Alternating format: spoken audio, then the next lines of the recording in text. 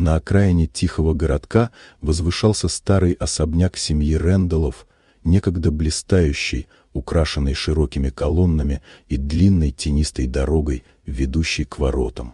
В прежние времена в нем звучали оркестры, на террасе смеялись гости, а фонари освещали ночные праздники. Теперь же дом стоял погруженный в вязкую, неестественную тишину.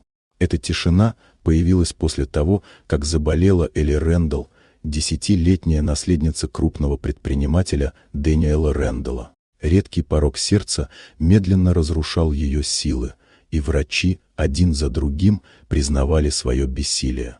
Дэниел привозил специалистов из разных стран, закупал новейшие устройства, назначал им фантастические гонорары, но заключение медиков оставалось неизменным. Жить дочери осталось лишь несколько месяцев. Жизнь в особняке словно замерзла. Слуги передвигались почти бесшумно, словно опасались потревожить болезненное спокойствие дома.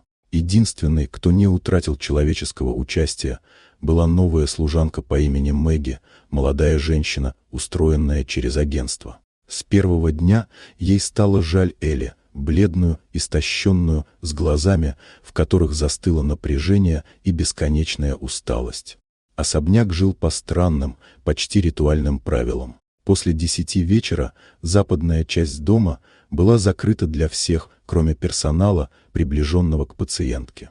Лекарства привозили в герметичных контейнерах без маркировки, и только старшая сестра миссис Хадсон имела право прикасаться к ним. Личный врач, доктор Милтон, приезжал строго в 7 утра и уезжал ровно в 7 вечера, не позволяя себе ни минуты отклонения. Его подчеркнутая холодность настораживала Мэгги все сильнее.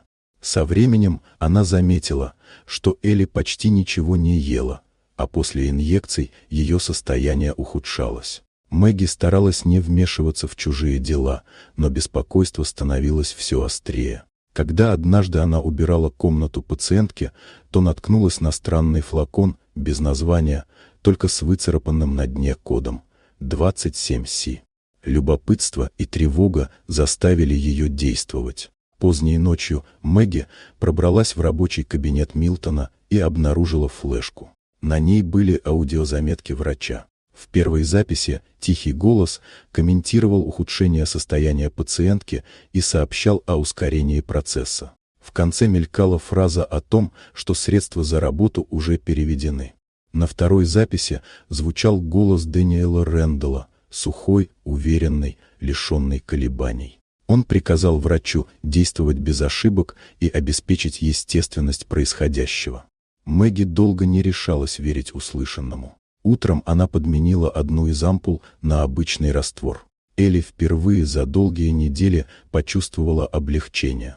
После этого Мэгги показала ей записи. Девушка слушала неподвижно, и на ее лице медленно проступало осознание, разрушительное, но ясное.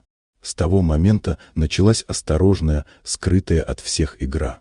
Элли продолжала изображать слабость, а Мэгги стала собирать улики. В одной из статуй гостиной была спрятана камера, которая в нужный момент запечатлела тайный визит Дэниела и Милтона, пришедших ночью с очередной дозой лечения.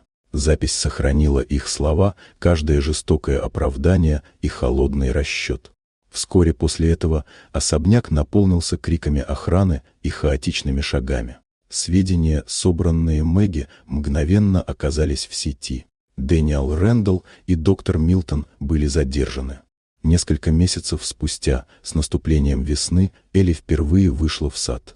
Она все еще была бледной, но дышала свободнее, чем когда-либо. Мэгги наблюдала за ней, ощущая легкость, которой давно не было в этих стенах. Ветер шевелил молодые листья, и старый дом, долго затянутый мраком, будто сделал глубокий, освобождающий вдох.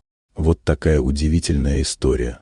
Дорогие друзья, напишите в комментариях, откуда вы смотрите это видео.